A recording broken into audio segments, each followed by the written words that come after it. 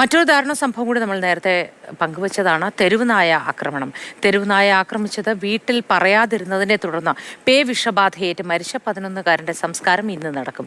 Alappuzha Charummood Smitha നിവാസിൽ ശ്രാവിൻ D Krishna ഇന്നലെ രാത്രിയാണ് തിരുവല്ലയിലെ സ്വകാര്യ ആശുപത്രിയിൽ ചികിത്സയിലിരിക്കെ മരിച്ചത്. 2 ആഴ്ച മുൻപായിരുന്നു സൈക്കിളിൽ പോകുമ്പോൾ കുട്ടിയെ തെരുവുനായ ആക്രമിച്ചത്. വിശദാംശങ്ങളുമായി രഘുനാഥ് നാരായണൻ ചേരുന്നു. രഘു, വളരെ ദാരുണമായ സംഭവം. കുട്ടി വീട്ടിൽ പറയാതിരുന്നതാണ് ഈ കാര്യങ്ങൾ ഇത്രയും പ്രശ്നമാകാൻ കാരണമെന്ന് മനസ്സിലാക്കുന്നു. ആ ഭാഗത്ത് തെരുവുനായയുടെ ശല്യം നേരത്തെ ഉള്ളതാണോ? വിശദാംശങ്ങൾ എന്താണ്? എപ്പോഴത്തേക്കാണ് ചടങ്ങുകൾ നടക്കുക?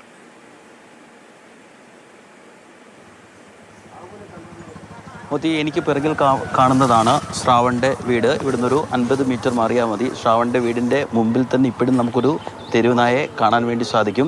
ചാരുമൂട് നഗരത്തിലാണെങ്കിലും ആ നഗരത്തിൻ്റെ തിരക്കില്ലാത്ത ഒരു ഒഴിഞ്ഞ വലിയ വാഹനമൊന്നും സഞ്ചരിക്കാത്ത സ്ഥലം കൂടിയാണിത്. ഇത് മാത്രമല്ല, ഇതിൻ്റെ തൊട്ടടുത്ത് കനാലുണ്ട്. അതൊക്കെ ഇങ്ങനെ കാട് മൂടിക്കിടക്കുന്ന സ്ഥലമാണ്. കുഞ്ഞിനെ 3 മാസം മുമ്പാണ് ഈ വഴിയിൽ എവിടെയോ വെച്ചോ നായ ആക്രമിച്ചത്. ഈ സൈക്കിളിൽ നിന്ന് വീണ പാടായിരിക്കുമെന്നാണ് വീട്ടുകാർ കരുതിയിരുന്നത്.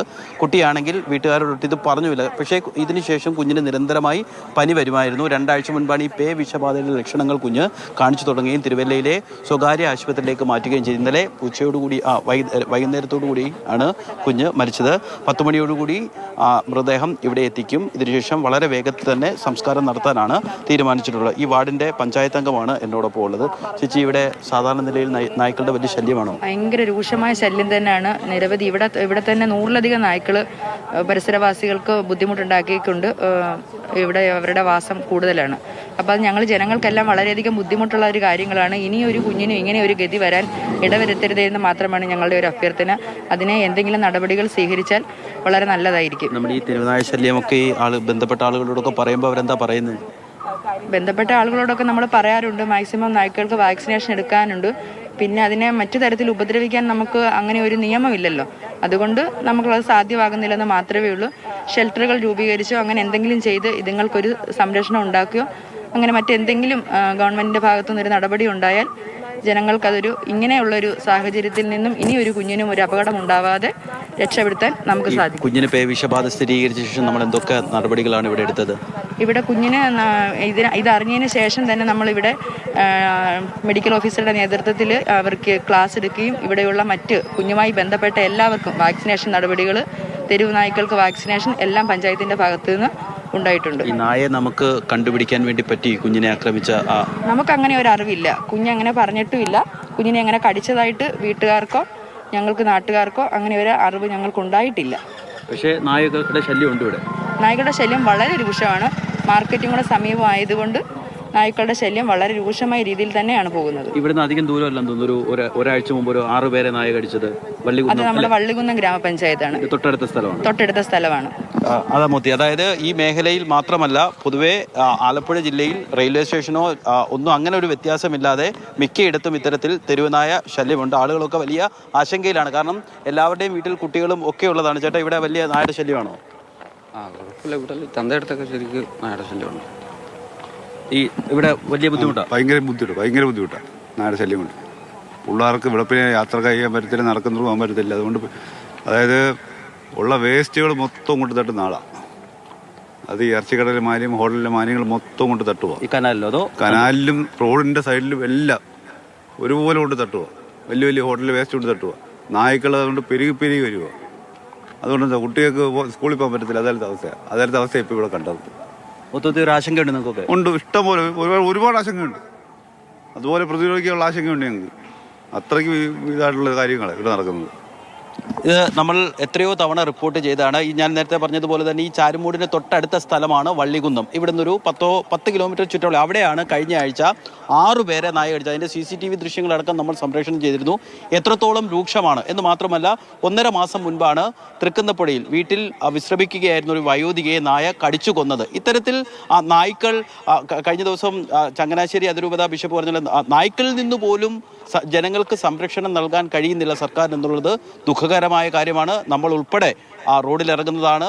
റെയിൽവേ സ്റ്റേഷനിൽ പോലും പോകാൻ പറ്റാത്ത അവസ്ഥയിൽ അത്ര രൂക്ഷമായ നായശല്യമാണ് നാട് മുഴുവൻ ഉള്ളത്. എന്തായാലും ഒരു 11 വയസ്സുകാരനും ആ കുഞ്ഞ് ഒരു പക്ഷേ അവൻ അറിഞ്ഞു കാണില്ല ഈ നായ കടിച്ചത്. അവൻ സൈക്കിളിൽ നിന്ന് വീണെന്ന് പറയുന്നു.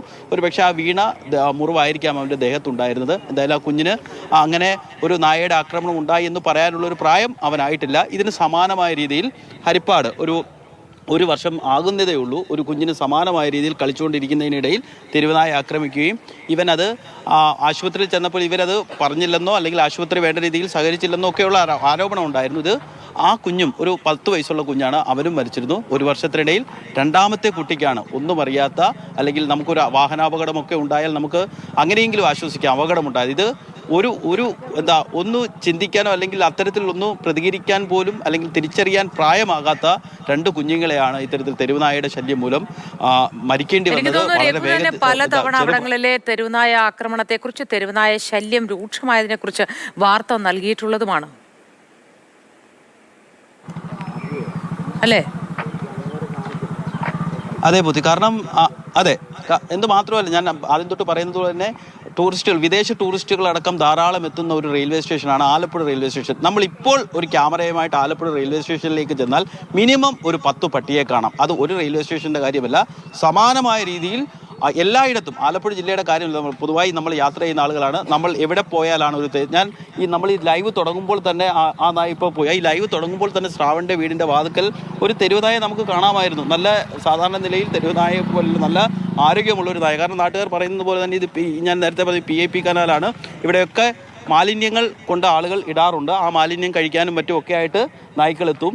എന്ന് മാത്രമല്ല, തൊട്ടപ്പുറത്ത് നമുക്ക് ആ ദൃശ്യങ്ങളിൽ നിന്ന് കാണാം. ശ്രാവണിൻ്റെ വീടിൻ്റെ മുമ്പിൽ 2 തെരുവുനായ്ക്കൾ നിൽക്കുന്നത് നമുക്ക് ഇപ്പോഴും തന്നെ ദൃശ്യങ്ങൾ കാണാം. അപ്പോൾ എത്രത്തോളം ഇത്രയും ആളുകൾ ഇവിടെ കൂടി നിൽക്കുമ്പോൾ തന്നെ 2 നായ ഇവിടെ വരികയാണെങ്കിൽ എത്രത്തോളം ആളൊഴിഞ്ഞ സ്ഥലങ്ങളിലും ഈ കുറ്റിക്കാട്ടുകളിലുമൊക്കെ എത്രത്തോളം നായ്ക്കൾ ഇരിക്കുന്നുണ്ട് എന്ന് നമുക്ക് ഊഹിക്കാവുന്നത്. എന്ന് മാത്രമല്ല, ഈ ശ്രാവണിന് പേ വിഷബാധ സ്ഥിരീകരിച്ച ശേഷമാണ് ഈ കാണുന്നത് പോലെ ഈ പ്രദേശത്തെ കാടൊക്കെ വെട്ടിത്തെളിച്ചത്. ജനങ്ങൾ ഇതിനകത്ത് വലിയ ആശങ്കയുണ്ട്.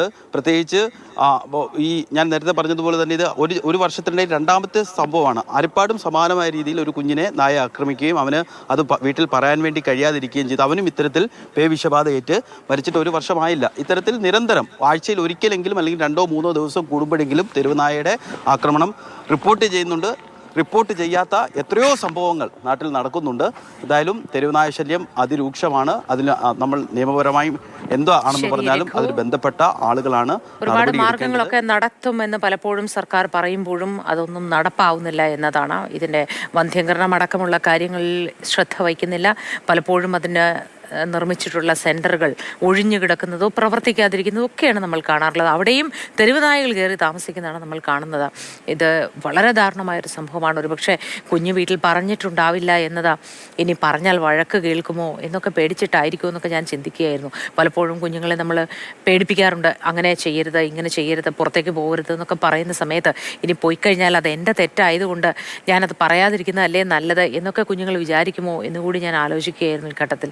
വളരെ ദാരുണമായൊരു സംഭവം. വളരെ സങ്കടത്തോടെ മാത്രമേ നമുക്കിതൊക്കെ പങ്കുവയ്ക്കാൻ കഴിയൂ എന്നാണ് ഞാൻ എപ്പോഴും പറയാറുണ്ട്. ഞാനൊരു ദുർബല ഹൃദയ ആയതുകൊണ്ട് കൂടി ഇത്തരം കാര്യങ്ങൾ പറയുമ്പോൾ വല്ലാതെ സങ്കടം തോന്നാറുണ്ട്.